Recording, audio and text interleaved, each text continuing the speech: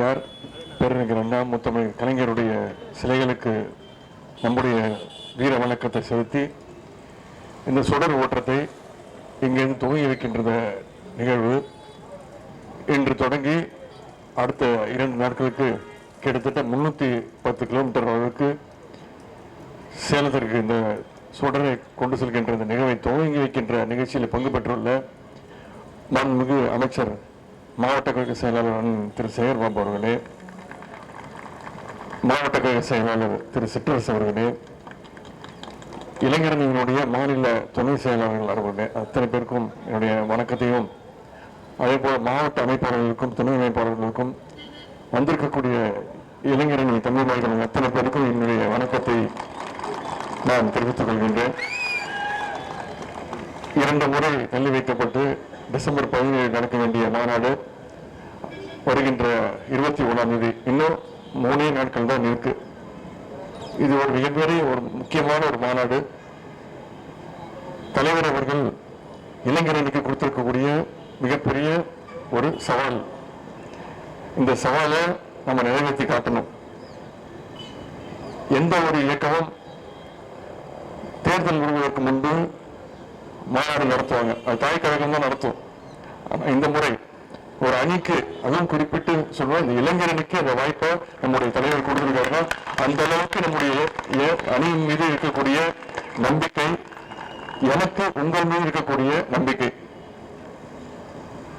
நான் இளைஞரணி செய்வதாக 2019ஆம் ஆண்டு பொறுப்பேற்று தமிழ்நாடு முழுக்க பயணம் செஞ்சு ஒவ்வொரு தொகுதிக்கும் 10,000 பேர் இளைஞரணி உறுப்பினர் சேர்க்கணும்னு தலைவர் உத்தரவிட்டார். அதை செய்து முடித்தோம். அதே பல்வேறு பணிகள், ஒரு தொகுதிக்கு 10,000 பேருக்கு கிட்டத்தட்ட 25 லட்சம் உறுப்பினர்களை சேர்த்தோம். அதன் பிறகு 4 லட்சம் பேருக்கு நிர்வாகிகள் அந்த பணிகளை கொடுத்தோம். அதன் பிறகு ஒவ்வொரு மாவட்டமாக சென்று நேர்காணல் பண்ணி நிர்வாகிகளை தேர்ந்தெடுத்தோம். மாவட்ட அமைப்பாளர்கள், துணை அமைப்பாளர்கள்னு நீங்க செஞ்சிருக்கக்கூடிய அந்த பணிகளை வச்சு அந்த வேலையும் நம்ம செஞ்சு முடிச்சோம். அதேபோல பயிற்சி பாசறை கூட்டங்கள் 234 தொகுதியிலும் பயிற்சி பாசறை கூட்டங்கள் நடத்தி முடிச்சோம். இப்போ இல்லந்தோறும் இளைஞரணி நிகழ்ச்சி நடத்தி வீடு வீடா போய் இளைஞரணி உறுப்பினர்களை நம்ம சேர்த்தோம். இப்ப எல்லாத்தையும் விட மிக மிக முக்கிய ஒரு பணியாக இந்த 2வது மாநில மாநாடு, முதல் மாநில மாநாடு 2007ஆம் வருடம் நடந்துச்சு. இப்ப இந்த 2வது மாநில மாநாடு தலைவர் நமக்கு அந்த பொறுப்பு கொடுத்திருக்கிறாரு. இதை வெற்றிகரமா செஞ்சு முடிப்போம். இன்னொன்று, இந்த மாநாட்டுக்கு பேரே மாநில உரிமைகள் மீட்பு மாநாடு. கடந்த 9 வருஷமா நம்முடைய மாநில உரிமைகள் அத்தனையும் இழந்திருக்கிறோம். அதிமுக ஆட்சியில அனைத்து மாநில உரிமைகளையும் இழந்திருக்கிறோம். கல்வி உரிமை, மொழி உரிமை, நிதி உரிமை அனைத்தையும் இழந்திருக்கிறோம். இதையெல்லாம் மக்கள்கிட்ட கொண்டு போய் சேர்க்கிற ஒரு மிகப்பெரிய ஒரு வெற்றி மாநாடாக நம்முடைய சேலம் மாநாடு. இதுவரைக்கும் இந்திய வரலாற்றிலே இப்படி ஒரு சிறப்பான எழுச்சியான மாநாடு நடந்ததில்லை அப்படிங்கிறத நம்ம மாநாடு ஒரு எடுத்துக்காட்டு மாநாடாக நடத்தி காட்டுவோம். அனைத்து விதமான ஏற்பாடுகளும் இங்கே செய்யப்பட்டுள்ளன.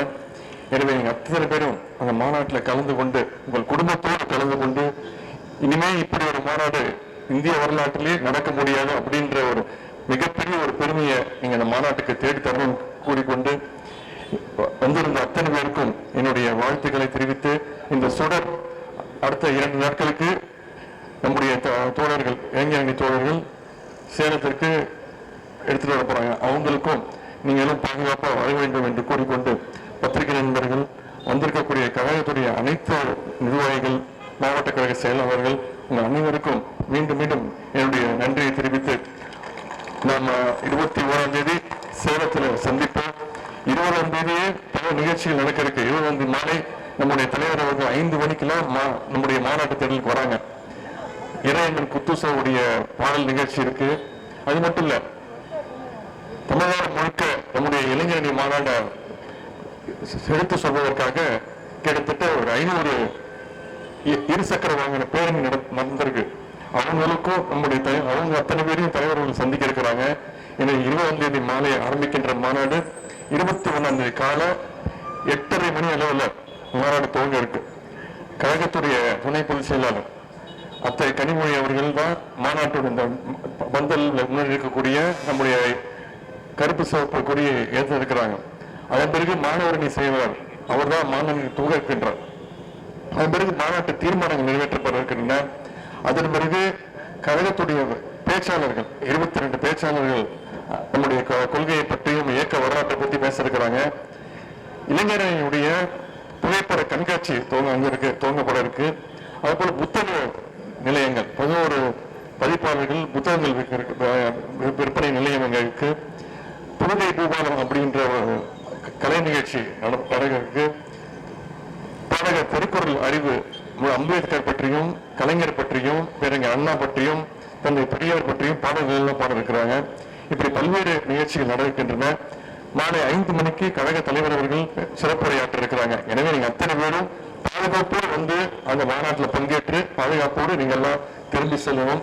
நம்ம ஏதோ கூடி கலைந்த கூட்டம் அல்ல, நம்முடைய இளைஞரணி கூட்டம் கொள்கை கூட்டம் என்பதை இந்திய நாட்டுக்கு இந்திய நாடே முற்று நோக்கு கொண்டு மாநாடு நம்முடைய இளைஞரணி மாநாடு. நீங்க அத்தனை பேரும் கலந்து கொண்டு சிறப்பிக்க வேண்டும் என்று கேட்டுக்கொண்டு இன்றைக்கு இவ்வளவு எழுச்சியோடு கலந்து கொண்டிருக்கக்கூடிய அத்தனை பேருக்கும் மீண்டும் என்னுடைய நன்றியும் வணக்கத்தையும். இளைஞரணி மாநாடு தலைவர் எந்த நம்பிக்கையோடு நமக்கு இந்த வாய்ப்பை கொடுத்தாரோ அந்த நம்பிக்கையை காப்பாற்றுவோம். 2024 தேர்தலில் எப்படி கடந்த தேர்தலில் இளைஞரணி மிக மிக முக்கியம் இருந்திருக்கோம். தேர்தலுடைய வெற்றி